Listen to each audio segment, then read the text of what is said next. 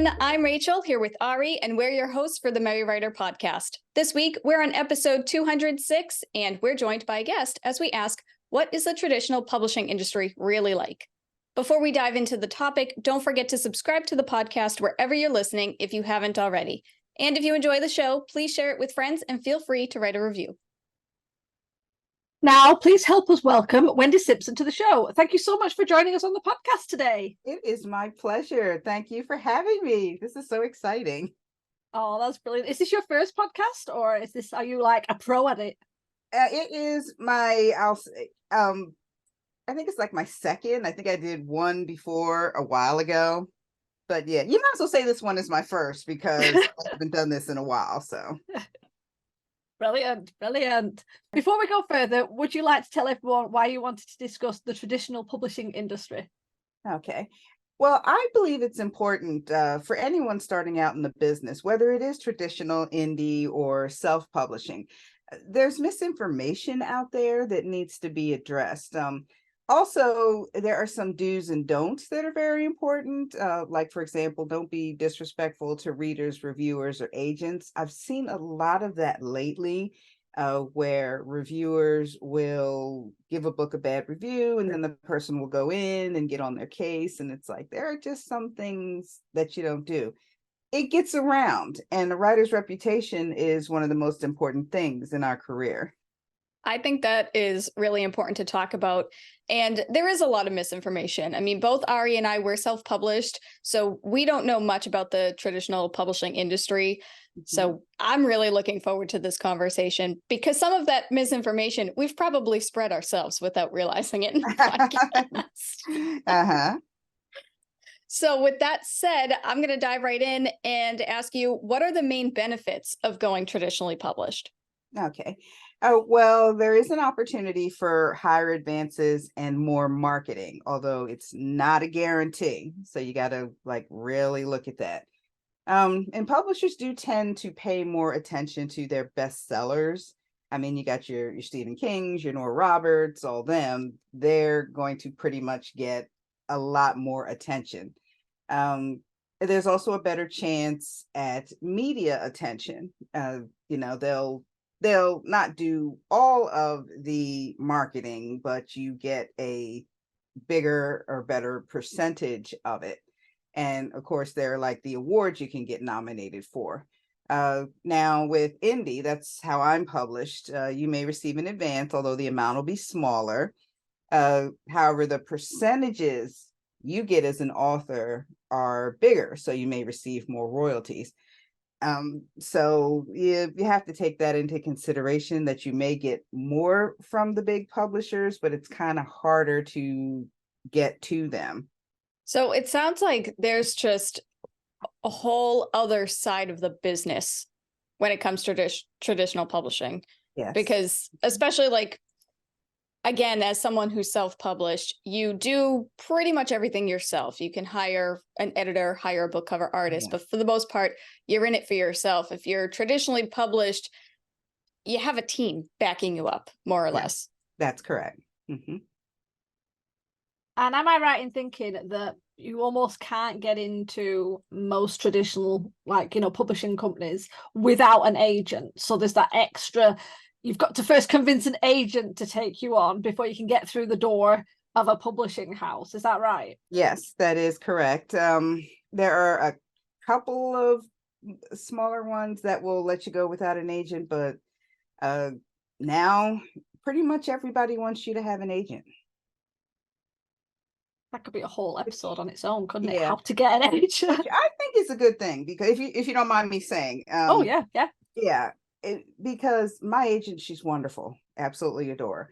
And I'm not saying there's anything wrong with self-publishing and not having an agent, just want to make that clear. But if you're going traditional or even indie, an agent is invaluable. They are your advocate. They basically will make sure that you're not taken advantage of. They'll get you the best amount of royalties, the best deals. They handle all of the foreign rights. My agent does that, things like that. They have a team that handles media rights. So really, it's, if you're going to go traditional, even if you go indie, I would highly recommend getting an agent. Well, the agent knows what's up. They know way, way more than any of us do about the Yes. industry, about business, about the legal side of it. Yeah, and I think it's very important to find an agent that you click with. And it sounds Yes. like you do click with your agent, which is great. I do. I absolutely adore my agent. She has been so great for me. When I first got her, she I had first sent her a different book. It was a Weird West fantasy. And the agent will go through that and edit it with you and give you suggestions. And, she helped me see what needed to be edited and updated in the book itself. That one didn't end up making it. She did shop it around, but then she asked me, and here's another good thing with the agent, they don't just say, okay, I didn't sell this one book, that's it, we're out. She asked me, okay, do you have anything else? And I said, yeah, I have a couple of finished manuscripts here. And that's when I gave her my debut novel, Tinderbox, and we went through the whole shebang with that, getting it edited and reviewed.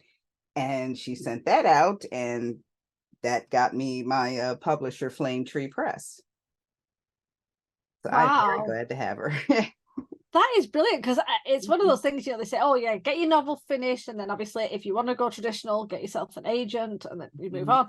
You never really think, well, if you have a few extra manuscripts, stacked up somewhere, that if anything ever happened, you've already got that extra one to bring out. Yeah. And as you said, that's what happened with your debut novel. It wasn't the first one you did, but it was another one that you happened to have written. This is a good point, Rachel. We need to get these novels finished. All of the novels. No more pressure. No more pressure. But actually, I am going to self-publish that one eventually. The one that didn't like. Yeah. Oh, great. That's good. Yeah. Something you said about that really sort of resonated was when you mentioned like the rights and the foreign rights and the media rights. I think that's something that a lot of people don't always think about, especially if you're self-published. People, it's all about getting an ebook out, maybe getting a paper copy or a hard copy. They don't think, well, what about audio? Or, well, some people do, obviously. Or how about getting it translated into, other countries, which kind of gives you a wider range. And yet that is quite a big part that can really give you more exposure. So, and I have to admit, I would not want to try and take on any of that sort of thing as just me on my own. Obviously, I would try and get some legal support, but having an agent who would deal with that's something I never really thought of. Yeah, I actually didn't think of it either at first, but I was at a signing one day, and this lovely young woman came up, and her family and her husband was flipping through my book, and I was like, oh, do you think you're interested in it? And he said, well, my wife likes reading fantasy, but she can't read this because it's in English. And I said, oh, well, what's the language? And she said, Arabic. And I was like, wow, I never even thought that anyone else would want to read it, and I'd need translation. I also had a bunch of other people come up and say, do you have it in Spanish? And it had never really occurred to me. So I went to my agent first, and I said, look, I've had a few people ask about translations. And that's when she told me, okay, I can't remember the lady's name, and I do apologize, but we do have someone who handles those foreign rights. Now, it depends on how many books you sell. So, and that's the same with traditional, whether or not they're going to go ahead and do the foreign rights, or whether or not they're going to have translations or try to get it into a movie, something like that. So it's not something that's going to happen automatically. You still have to see how much you sell first. That's good to know, because again, I would not have known that. I mean, I always remember when people would be saying like, oh, I want to write a book and then I want it to become a movie, as if authors have any control over that, other than saying, no, I don't want to. And even then, it's like you could end up getting dropped by your publisher. But that's like, we have nothing control over that. But yeah, the idea that there would be a sale point, which understandable, Mhm. because obviously they're not going to want to do a lot of work translating into several different languages only for you to sell And then like it's 2 not, books. yeah, So, exactly. That is absolutely right. but I love the idea that people came up to you like I specifically and know. said, "I'd love this in such a language." That is a brilliant way to kind of find out what your fans Yeah. are. Oh wow, And I I love felt so that. bad. I was like, oh, I wish I could like do this for you. And all I could say was, oh, I like you said, I said, oh, that's so nice. Thank you very much. I'm so glad you're interested. But all I can do is ask my publisher and see what they say. And she was like, all right, that's fine. Maybe I'll see it in my language someday. And yes, I'm hoping, fingers crossed. I do agree. I think it's great that you have like that sales threshold in order to do it. But at the same time, it's kind of backwards because those two people that were looking for it in Arabic and looking for it in Spanish, well, it's two more sales you could have That had. I could have had. You Yeah. know, it's Oh. kind of like, it's funny. I get it. I understand it, but it is kind of funny. It's a little bit backwards, Mhm. but it's understandable. And I'm going to backtrack real quick. When you mentioned that your agent couldn't sell your original manuscript and asked if you Mhm. had anything else, that's actually really refreshing to know that she signed you on because of you and your writing and not because of your book. Because I feel like that's something that's a misconception that, when you pitch to an agent, when you pitch to a publisher, it's just for this one book. And it's actually really nice to know that there are agents out there, I mean, probably all of them, that Yeah. they're looking at you as a writer and they're not just looking at your book. Oh yeah, they want more stuff. They're not going to do the whole one hit wonder thing unless you as the writer, that's how you want it. They're going to want to know, hey, do you have anything else? Is this going to be a series, a trilogy? What are you planning on doing with this? Are you planning on spinning it off? They're going to want to know all of that. Even with my current books, uh, my agent was asking me if I plan a series, which I do. So that went well. And then I told her about some other projects I'm working on. I said I'm working on this middle grade novel. I'm working on this science fantasy, and yeah, she just loved that. She was really glad to hear that I had all these other irons in the fire.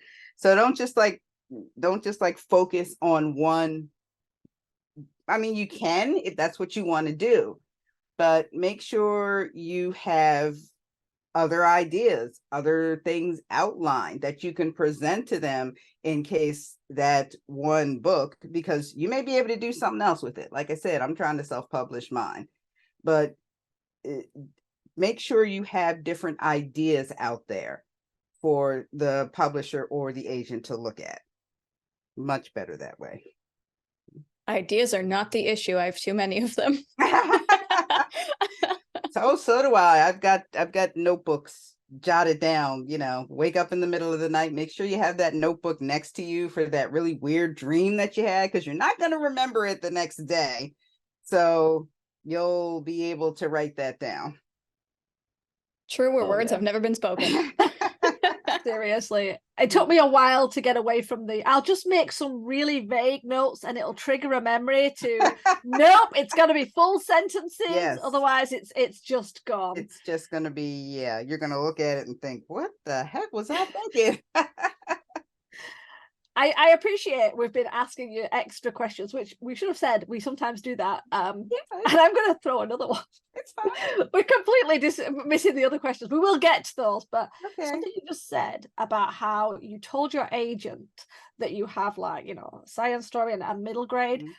One of the things I always thought, and again, I might be wrong, was the agents are very specific on what they'll accept. So did you find that your agent was okay to take lots of different things? And was that something you knew about the agent? Or is it like, if you say you write a sci-fi and then a Western and then a romance, would it be that you might have to go to different agents for those? Or do most agents kind of do an umbrella of them? Well, I can't speak for most agents. My agent at the time I got her, she was looking for specific works. And the works I had just happened to kind of fit it. Like she wanted the she wanted the science fantasy. I told her about it. She was interested. Her I'm sorry, I can't recall. Somebody she spoke with was looking for middle grade. And I said, oh, I'm working on a middle grade right now. And she's like, good, get it done, get it up here. Of course, now I'm working on getting the third book in my series done. So I had to put that aside for a little bit. And the best thing, let me say this. The best thing to do is go to the agent's website or wherever you need to go, find out what they want. Because to answer your question, no, agents don't accept everything.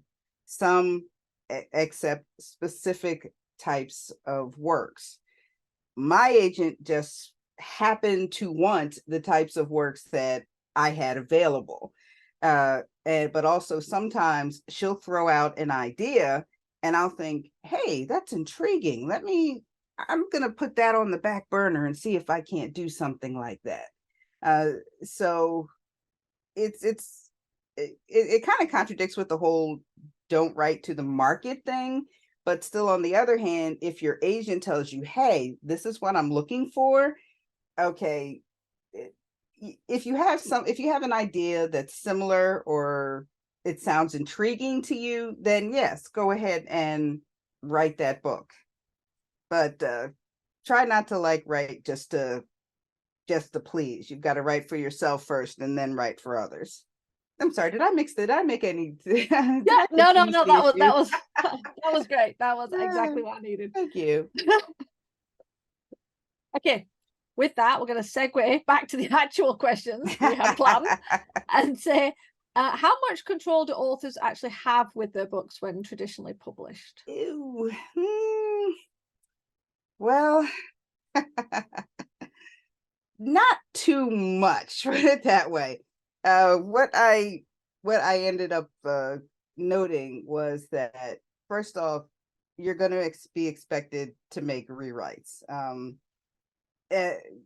have every time, so I can't speak for anybody else, but you can't think I've written my book perfectly on the first try and it'll be published as is. No, that publisher is going to definitely want edits. They're going to definitely want you to change things.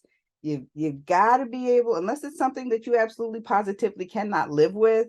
And so far, I haven't been presented with anything I can't live with when it comes to rewrites and changes with my books. Also with the cover, it kind of depends. Now, my publisher asked me for my thoughts on what my cover should look like. Personally, I get nervous about covers. I'm afraid I'll make a suggestion that won't be good or viable. So I just leave it to them. And I'm very glad they do it because it always looks perfect. Now with the biggies, from what I've learned, they'll allow a say, but they're probably not going to do exactly what you want. They're going to use their own artists and they're going to have a final say in the matter. So really the only thing, I mean, the actual making of the book and maybe some of the marketing, that's not going to be something that you'll have much control over. Yeah. I mean, I always remember people would, especially when people started self-publishing and there was this big push against traditional publishing and indie publishing, like, no, I want full control. And there is something that seems quite cool about that. Although I always think it's like, as you say, almost every publisher will want some form of rewrites or heavy editing. Yeah. And then I look back at all the books that I love that are traditionally published and think that's probably not exactly how the author originally wanted it, and yet it's so good. So obviously some of those changes have definitely been beneficial. I mean, there was an author who apparently the story they put towards their agent, I think there was a bit of pushback saying like, well, what if the character wasn't this, they were that?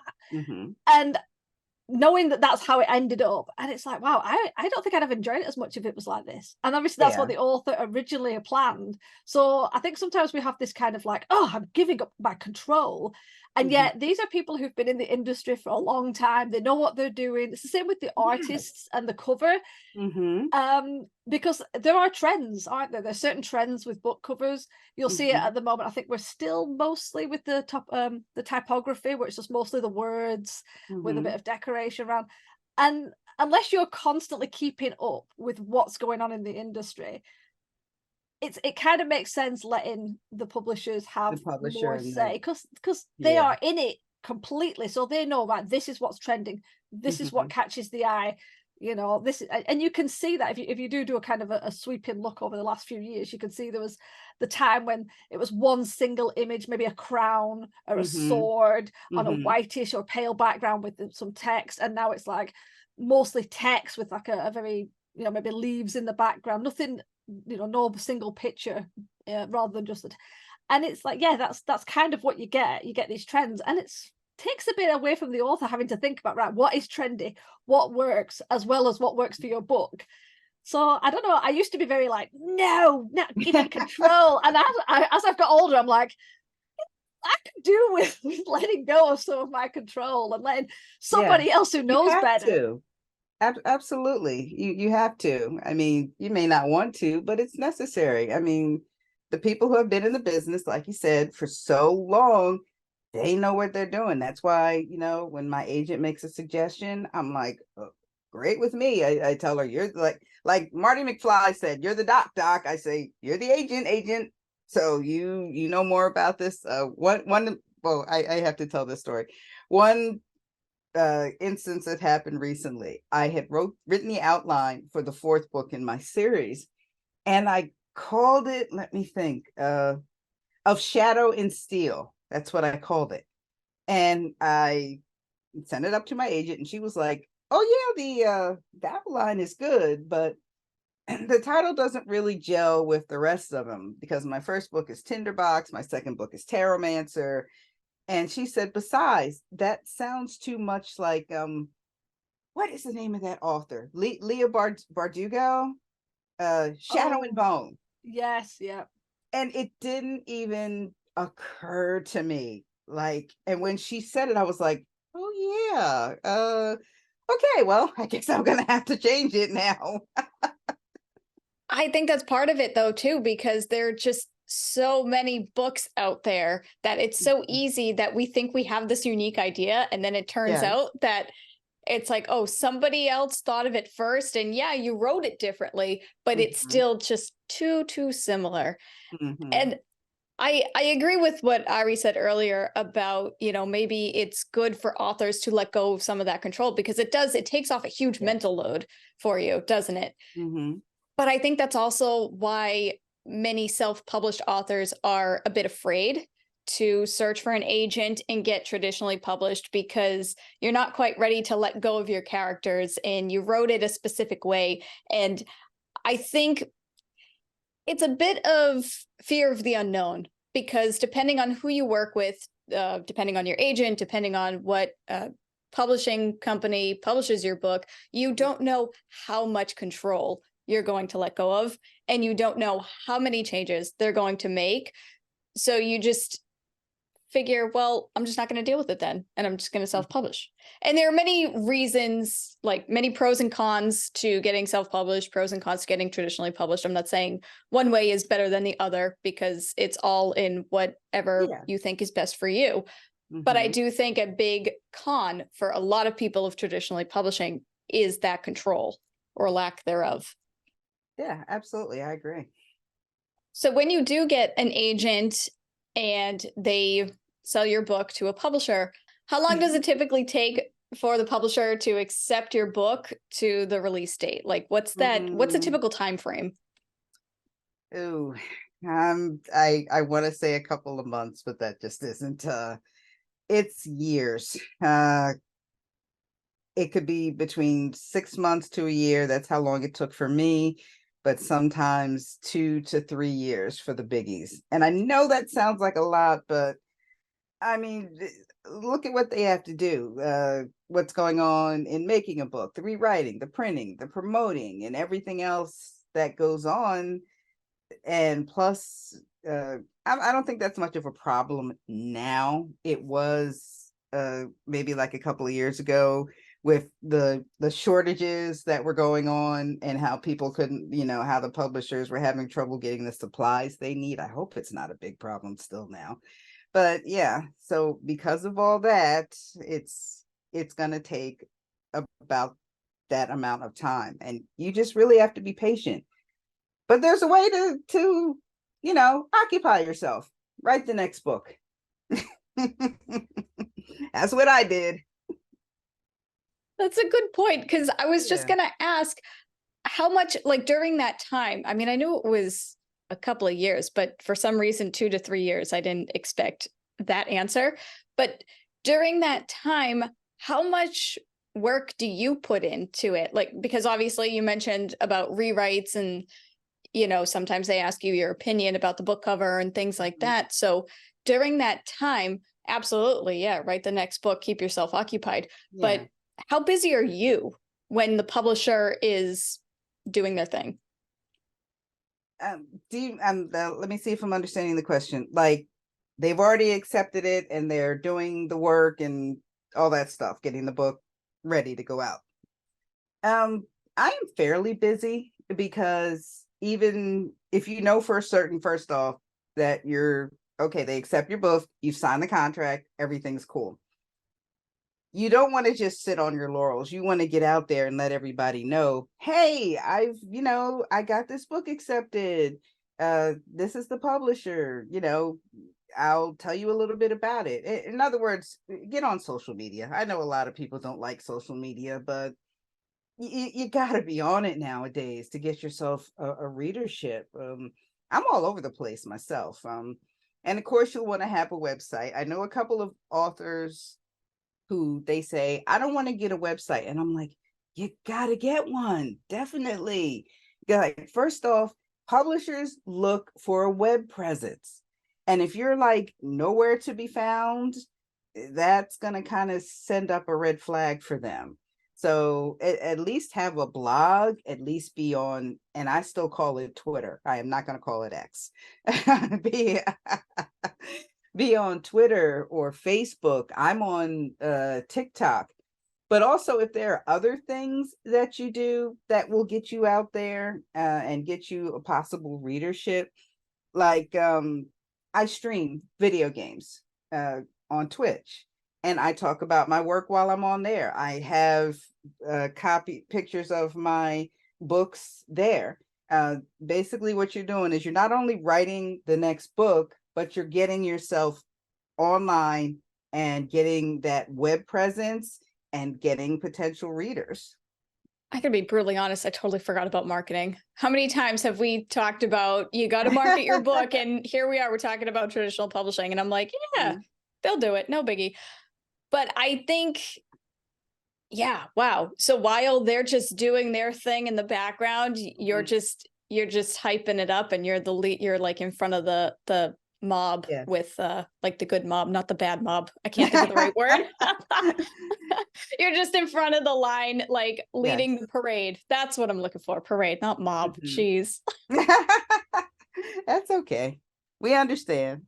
Actually, just touching on marketing, because I know that one of the big things that writers often come is like, oh, I want to be traditionally published because I don't want to market. And we're like, you're gonna need to market unless you are, James Patterson or Stephen King. Or, where they're like, they will do anything Roberts for those. or somebody like that. Yeah, it's like they're not going to give as much of the budget to you. But I was just wondering, is there some sort of coordination? Like, obviously you're going to have a release date. You might have when it if it becomes an audiobook or anything. Do you have to separate your own marketing and just do that, or do you work with maybe the publisher and the agent and say, right, this is all the stuff we're going to do, and then they do some and you do some, and it kind of, otherwise could you end up not copying each other, but doing the same thing over and over? I don't know if I'm getting this question out right, if that makes any sense. Yeah, well, I know you are. Like, say if I want to ask Locust Magazine to do a review, but my publisher has planned to do the same thing. The best way to avoid that is communication. I am always contacting my agent and my publisher and asking them questions. And I can't speak for the biggies on this. My publisher is very good at responding to questions, and so is my agent. The biggies, it may be a little harder. It's with them, it's always best to go through your agent. Ask them the questions first and then see what they can find out. Then you can go ahead and do whatever it is. Because they're not, like you said, they're not going to do everything. There are going to be some things, especially if you're a debut author and you're not one of the big famous authors, that they're going to expect you to do. Like, for example, one of the things I just did, besides podcasts, I actually managed to get a radio interview on my local radio station, which was really fun. You can actually find that on my website if you want to go and listen to it. It's what is it under? I think it's under events, but just go to my website and look around. You'll find it. But yeah, and what else did I I'm trying to get in touch with the local PBS station here and see if they're willing to interview me. I haven't heard anything yet, but fingers crossed, maybe they'll get back to me soon. Because, little places like that, they like to hear what's going on with the locals in their community. So that's why I'm hoping I hear from them. I'm trying to get in contact with this other radio station, and communities have their little local newspapers, and I also have been trying to get with them too.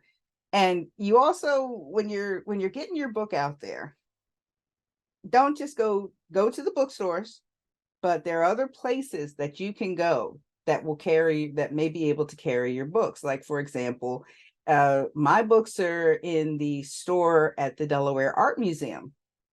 So you've got to, when it comes to marketing, you've got to think outside of the box. Don't just do the regular things. So I've got my books in this one museum. I went to another museum, but the books they had weren't fiction. They were all for engineering and such. But anywhere where there is a small store where you can see books, ask to see if they'll carry it. Now, most won't. Like, I tried to get my book into Walgreens. That's a pharmacy here, but sometimes they'll say, okay, you've got to call corporate. You call corporate. Corporate says, okay, you've got to talk to the store. Well, the store just said to call you, and it's kind of a back and forth. So not all places are going to work, but that doesn't mean you don't try. Just mark it wherever you can. Think even if it sounds totally off the wall and out there, I say go ahead and do it. I think that's legal. Yes, yeah. Absolutely. Yeah. Don't forget that. Yes. But I think that's excellent advice, because a lot of people, when they market their books, they just, this day and age, everybody's just online and people just think of digital marketing. Nobody thinks about radio stations anymore or anything like that. So I think that's great that you took the initiative and you got that interview and you've been calling around, because I have a Walgreens here. I wouldn't think to call them and say, hey, will you carry my book? I wouldn't. Just what I've thought about asking my local bookstore and my local library, but other places like that never even crossed my mind. And I think a lot of people forget that. And the ones that don't forget it, I think it's a confidence issue, because it is very difficult for us to talk about our books. Yeah. But if you're going to be a published author, you just got to deal with it and talk about yourself, talk about your work. I think especially locally, like you said, because if you can let people locally know about you via, like, as you said, radio interviews, or a shop that's in your area that can have your book. I've seen little shops where it's been like, local authors, and then they've had like a couple of books that are very specific. I would love that. I would love to know that the books I'm reading are from the locals, because that's more likely that if they did a signing, it would be here and I wouldn't have to trek 2 hours to some faraway place, or cross the Irish Sea and go back over to Great Britain to actually visit a book signing, because at least they think, oh wow, if they're local, they might be more likely to do an event here, not somewhere miles away. Which I always find, everyone who seems to do book signings, they never come to Ireland. They never seem to come here at all. Or at least they don't come to the north of Ireland. But yeah, so I think I think it is hard, especially if you're an introvert. It can be hard to reach out. but it's like Rachel said, in the end, you've got to kind of take responsibility for your own writing career as much as you can, and kind of doing that, kind of pushing against that comfort zone and being like, well, what's the worst they can say? No. And all you do is go, okay, I'll make a note. They won't do it. Move to the next one. So yeah, that's a really good. It's just like you said, we go to the supermarket, and as you're walking out of the supermarket, there is about 3 bookshelves, and they always have books on. Now, obviously, with it being a big supermarket, it might be that they only take the bestsellers, but it would never have even dawned on me that that is somewhere that sells books, even though I pass it every time, and that I could have at least asked. You never know. But as you said, yeah, it's just, I always think bookshops, not, museums, or somewhere where they sell other things and then there's a small area for books. So see, all this stuff we're learning that we wouldn't have known without you being on the podcast. We are picking up a lot today. Good. Okay, with that, what are some other things authors might not know about being traditionally published? Okay, well, this is actually for all types of publishing. You shouldn't get into this business for money, first off. And there are some authors out there who make tons of money, but it's not as common as most people may think. And the first time out, whether you're going with an agent or directly to the publisher, although, like we said before, the biggies only accept agent submissions now. I think there are only like 1 or 2 people who will let you go directly. And I've gotten in trouble for saying this, you will be rejected, pure and simple. Last time I told that to somebody, it was a bunch of years ago. I was at work at a department store. There were a bunch of us standing around. One of the women had a daughter who wanted to be a writer. And I was like, oh, good. Okay. So I started telling her about the publishing industry. But then when I said, now she'll be rejected at least once. And have you ever had 5 angry mothers get on your case? I mean, Wendy, how can you say that? It's true. I mean, you're gonna upset her, and I can't tell her that. And it's like, then she's gonna be even more disappointed when it happens. Being rejected does not mean you can't write. This business, and I'm sure you two have heard this business is subjective. Some people will like something, some people won't. But more than likely, when you start going out, you're going to be rejected. Use that to go back in, do whatever little rewrites and changes that you need to do, and then just get back out there.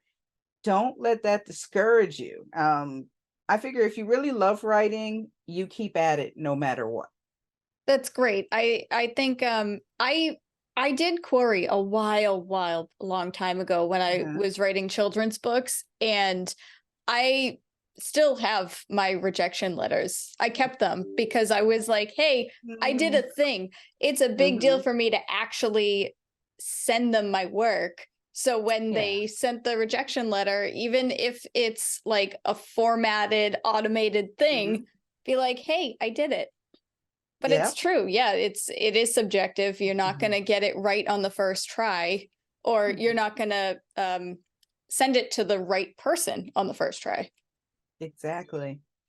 Yeah, I've only kept 1 rejection letter, and that was way back in the day. I wrote this young adult. It's like gone. The publishers, it was a little small publisher. They're defunct now, so no point in trying to find the book. But I actually sent copies to various like movie companies, like I said, thinking outside of the box. And I sent a copy of the book to DreamWorks. And I don't know if this was just a type of letter that they send out, but they sent the letter back, and it was just so encouraging. It said, hi, we got your book. However, we don't accept outside ideas, but we like the idea and that you sent it to us, but we're just not the right people to do it. And they just went on saying, keep going, get out there. Somebody else will get it. Send it out. Don't give up. Don't be discouraged. And I still have that in my office here, because I was like, oh my goodness, the company owned by Steven Spielberg gave me encouragement. That's awesome. That's so I sweet. know. I love Oh. that. Of course, it didn't work that way for the other companies I sent them to. I got some really nasty letters back. So Ooh. There's yeah, no but need, is there? There's no need. They can either just not respond or just, I said, yes, like a canned or just letter. Thank you. However, we don't accept. That's it. exactly. It's the But fact that that one from them, I said, this is a keeper. Matter of fact, I should take it out and like frame it and put it on my wall or something. you should. Yeah, I that's. never thought of that. I'm gonna do that. Definitely. I have to admit, when I was like 12, I wrote to Penguin books and Orion. And I think with Penguin, it was because they did like a set of sci-fi. But I didn't know that was the only sci-fi they did. So it's like, I'm writing a sci-fi. And it's so sweet. They're like, oh, that is really good. And especially because you're so young, we unfortunately don't do sci-fi except for this one set that was very specific. And they're like, Yeah. but there are plenty of others that will, and you can. And it was very, like you said, like, very encouraging. Obviously, being like 12, it always makes them go, oh. Yeah. And I have to admit, I did keep that as like, look at that, Penguin books came back to me. Yeah, that was nice Oh. of them. Definitely. I had an agent do that when I was 14. Said that I remember they said, this ambition is rare and one so young. And be proud of yourself that you accomplished this. But I'm not gonna accept your book, but still be proud of which I was. Oh, I wish I had kept that one too. It kind of shows it's like when you said to that little girl, like, you're going to get rejected. I remember when I've wanted to be a writer all my life. When I was younger, I was always interested in doing it, and I would learn as much as I could. I used to read the Writers and Artists Handbook because obviously every year it came out and gave different details, and you'd hear things, and it was always told like rejection is big, and you'd always get like such a author was rejected 25 times, and this person was rejected 4 or 5 times, and these are like big names, and you're thinking, yeah, that never quashed my hope in writing ever. Being told you might get rejected, this person got rejected, it was just kind of almost like a badge of honor. It's like, well, if they got rejected and I get rejected, look at what a great club I'm in.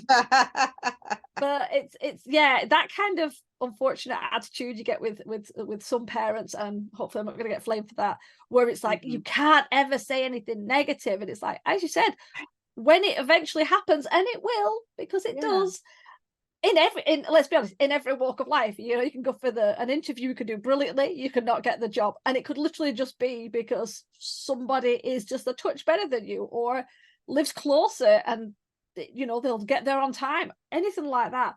You can get rejected trying to buy a house, you can get rejected trying to buy a car. Life is full of rejections, and the idea of being like, you can't say that little Kimmy is going to get rejected, it's like, oh, it's going to really hurt when they go through life expecting no rejections. So ouch. Oh yeah. I agree.